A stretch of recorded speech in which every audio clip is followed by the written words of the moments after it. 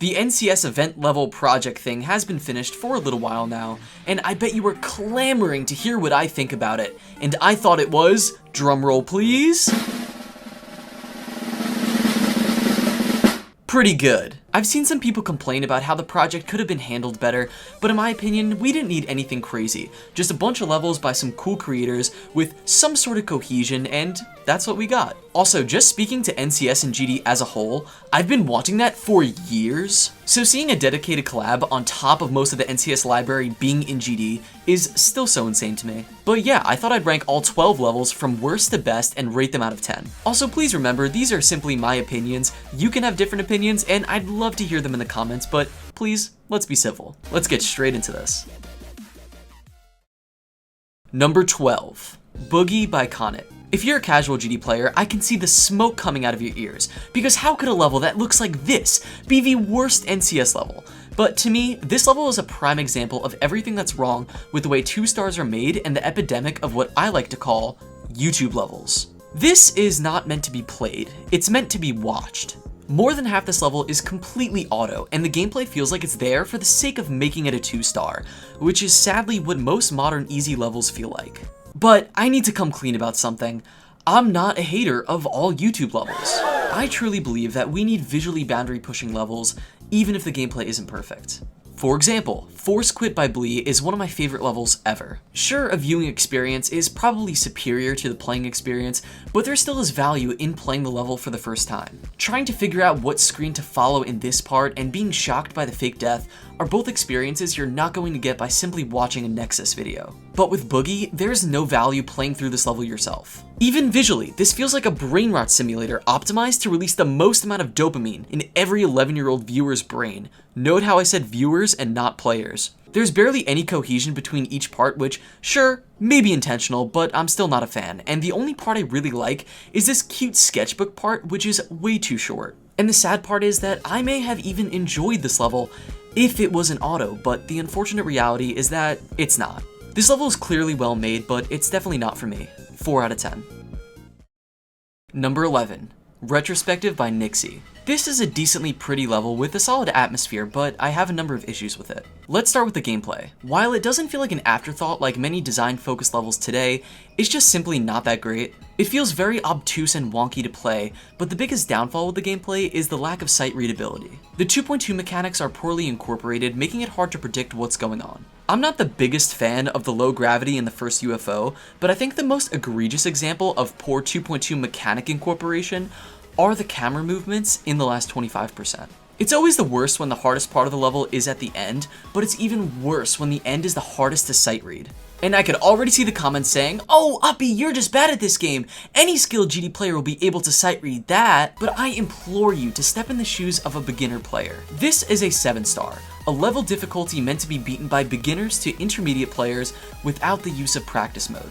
The first 75% of this level checks off this box for the most part, but the last 25%, not so much. A 7-star should be consistently sight readable all the way through, and if there's a part that's not, it should be at the beginning of the level so players can get used to that mechanic or gimmick. But the cherry on top is that in the midst of the barely sight readable gameplay, there's a bug at 84% that I got like 4 times during my playthrough. The decoration isn't safe for my criticism either, as the drop feels so empty and anticlimactic, but this is the only part I really feel this way about, as I find the rest of the level to be really pretty and fit nicely with the song. 5.5 out of 10. Number 10, Duckstep by Knots. Knots was one of my favorite creators in early to mid 2.1, but unfortunately nothing he's done in the past few years has really personally connected with me the way it has for other people, despite the levels themselves being really well made. Duckstep is obviously not meant to be some serious level like Get Happier or Radiant Glen, but I still really love unserious, quirky levels if I like the gameplay. This level feels a bit stressful to get through, and I didn't have much fun with it. I did find some of the quirky mechanics interesting, like the orbs spelling out quack and this ship part, but most of the level feels pretty boring to get through, which again is unfortunate because it feels like Knots had a lot of fun with this level. Visually, it's cute, and I commend him for doing something different. One major downside to this level is actually something that wasn't in Knots' control at all: the song. It's so bad. Having to listen to the song once was bad enough, but having to listen to it over and over again because I kept dying at stupid places felt torturous. Overall, I think it's a good, memorable level that could have been a lot better with more interesting gameplay and a better song. 6 out of 10. Number 9, Geometry by AutoNick. This level is a really weird case for me. I think it's a really well-made level with interesting design and fine gameplay, but for some reason, I just can't care about it. Maybe it's because it all feels a bit static and dull since there's not much variation in the decoration throughout, or maybe it's something else, I don't really know. This feels like a level I should really love, but I can barely even remember the level a minute after playing it. I also feel really neutral about the song as well. Maybe over time it'll grow on me, but for now I'm giving it a 6.5 out of 10. Number 8, Button Masher by Viprin. This level is a perfect culmination of the NCS collab and serves as a beautiful finale. The way it incorporates each level from the collab while still having its own unique identity is so interesting. So why do I have it so low? I'll get to that, but let's talk about the positives first. I just really like the concept. Having every creator in the NCS collab contribute to this level is such a cute thing and makes it feel complete, wrapped up with a little bow. I'm typically pretty critical of spam in levels, especially demons, but I think it works really well here, especially since the song is encouraging you to do so.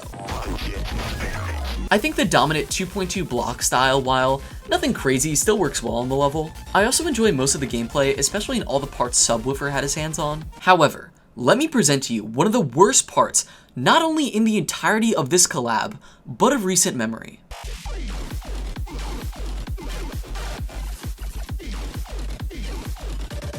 This looks disgustingly messy, it feels horrible to play, effectively ruining my enjoyment of this level. Cohesion is by far the biggest flaw in this level. A lot of the parts feel thrown together with no purpose, which works well in some parts, like at the end when it's flipping through all the arcade machines. But in this part, hell no. This level unfortunately feels very rushed. I think if they had more time to polish it, it could have been something really amazing, but unfortunately, it's just good. I'm happy this exists, but you can feel the lost potential in a lot of the parts. 7 out of 10. Number 7, Ruins by Grax. If you're a viewer of my channel, you'll probably know that I'm not the biggest fan of run-down factory type levels because I feel like they're so overdone in this game. So from the start, this level was not for me, but I did wind up enjoying it. The gameplay is pretty fun, even though it does get a bit confusing at points, and the design is consistently good throughout. But where this level truly shines are the effects. Grax is the creator of Berserker, one of the best modern levels that uses primarily 2.2 effects as its appeal. So going into Ruins, I expected some good use of 2.2 effects, and while there are some good examples, they aren't nearly as plenty as they are in Berserker. Some visual effects that really stood out to me are the icon warping at 65% and the ball being spun in the boss in the very next part. Overall, I really like it, even though naturally a level like this was never going to be my favorite. 7 out of 10. Number 6, Back on Dash by Audiovisual. If I didn't make it obvious enough in my intro, I was hyped for the NCS event levels, and when I played Back on Dash as the first level in the collab, I was honestly a bit underwhelmed. I was expecting insane visuals with groundbreaking original concepts, so when we received a Back on Track remake as the first level, it was a bit conflicting for me. But the more I sat with it, the more I realized how perfect this was as the first level. For one, this is just a really good Back on Track remake. It stays true to the original level while still feeling like a massive upgrade. It's not too flashy, using lots of basic blocks, making it more accessible to beginners while feeling nostalgic for older players. Audiovisual's iconic style fits so well with this concept, making it feel like a perfect balance between a Rob Top level and an audiovisual level. It's hard for me to rate this super high as it's nothing groundbreaking or something that personally connects with me, but it fits so perfectly in the NCS collab and does its job so effectively as the first level that I couldn't imagine it any other way. 7 out of 10. Number 5, Noel Electra by Serpunge. We're in the top 5 now, and this is probably a hot take putting it this high, but I have such a soft spot for Serpunge's style, and the fact that he continues to evolve and impress after all these years is so cool to see. For one, this level is extremely memorable. The bells, the train cars, the train collision, the explosion. One major downfall I've seen people complain about is the gameplay in the second half of the level. And I get it, but I don't think it's as bad as people are making it out to be. Remember, this is a demon level, so a blind click is to be expected at times, and not everything needs to be sight readable, like a 7-star. I'm looking at you, Retrospective. I have a few criticisms I need to point out, which may seem a bit nitpicky, but really lessen my enjoyment of the level. For one, the cutscenes are a little too long for a demon, and I get it, he had to sync it with the song, but the cutscene for the train collision could have started a bit later in my opinion. I'm also just not a fan of cutscenes at all in demon levels, since you're going to be dying more than you would in other difficulties, and you're gonna have to sit through the cutscene every time you die.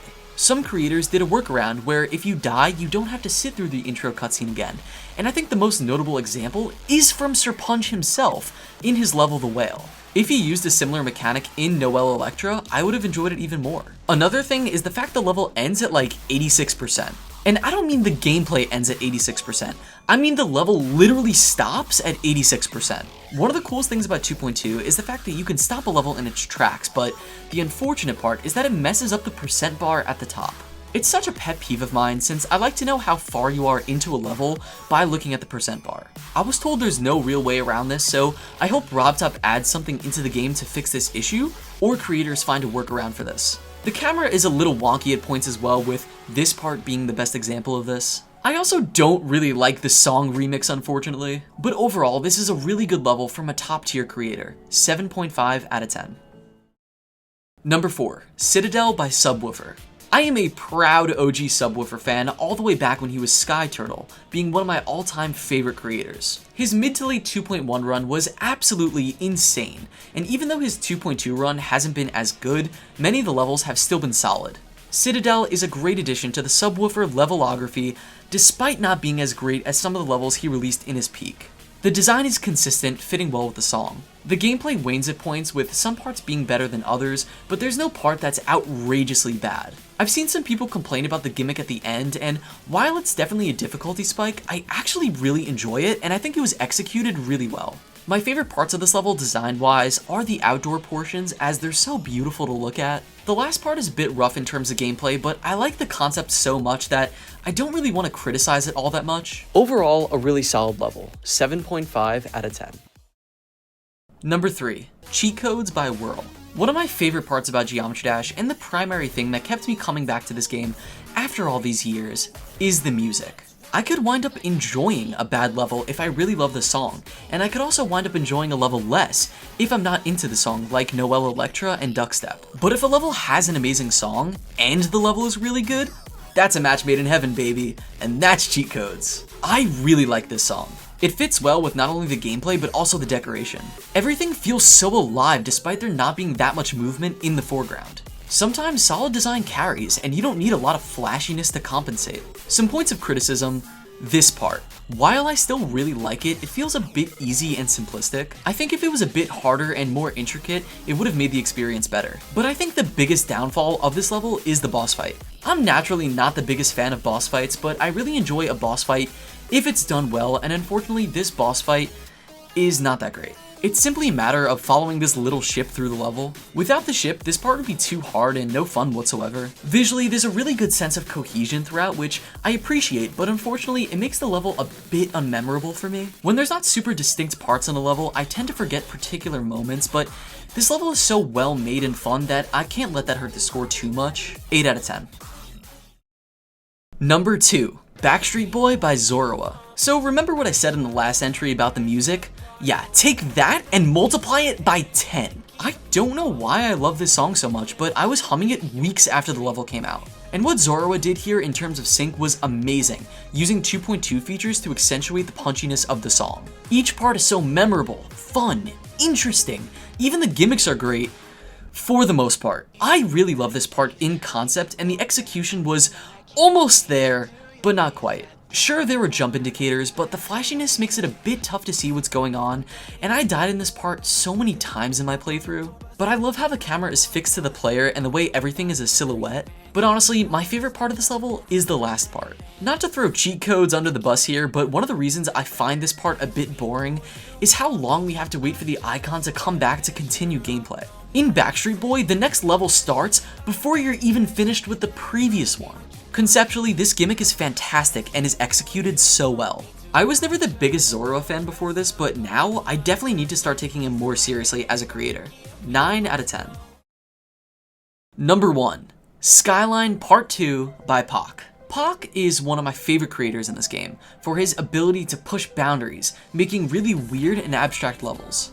So going into this level, I expected exactly that. However, nothing about this level is weird or abstract.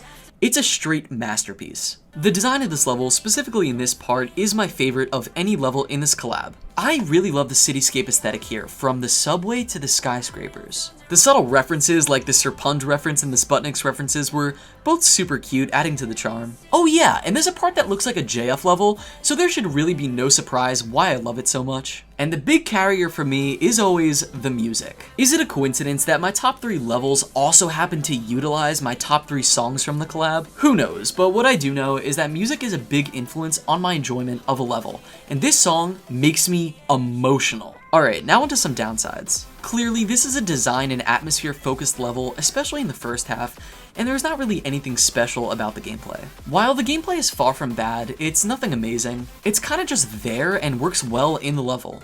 It also feels a bit short, especially since the last 30% is just one fast-paced part, so I would have liked the level to be a bit longer. Also, this is not an easy demon. This level is undeniably easier than Backstreet Boy, which was a 9-star. But overall, this is a visually breathtaking level with tons of charm. 9 out of 10. So yeah, that's it for my list. A lot of my scores were super close to one another, so I could see a certain level passing others over time depending on how they age. But I'm happy with my list as of now. I hope you enjoyed, and please let me know how you would rank these levels in the comments, as I'm sure every one of you have a completely different list from me. I hope to see you in the next one. Bye!